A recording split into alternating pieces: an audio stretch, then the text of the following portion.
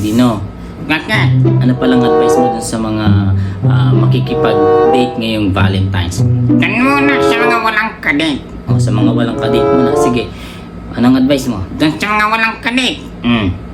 Alam nyo na ha, magsindi na lang kayo ng katol. Baka kayo lamukin. Talaga? Oo, nangyari na sa akin yan last year. Hindi, wala ka palang kadate. Oo nga, O, doon naman sa mga makikipagbakbakan ngayong Valentine's. yung mga makikipagbakbakan. Anong advice mo? O dan sa mga makikipagbakbakan, ngayong Valentine's. Sabihan niyo ako, may alam ako. Walang angit-it. Anong walang angit-it? Oo nga, walang angit-it. Ano yun? Alam mo na yun.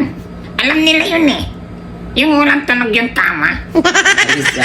O, tapos ano ba yung pamimilian nila? Pwede silang mamili. VIP ba o budget meal? Ano meron sa VIP? VIP, merong jacuzzi, merong aircon, merong 65 inches na TV. Doon nila papanoorin bago ang laban. Ayos ah.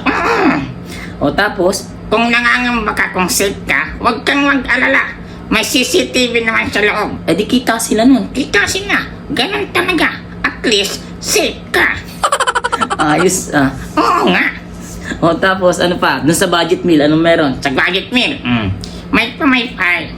Tapos, may mouthwash. Ay, may mouthwash naman pala. Oo nga. Para sa mabahong hininga.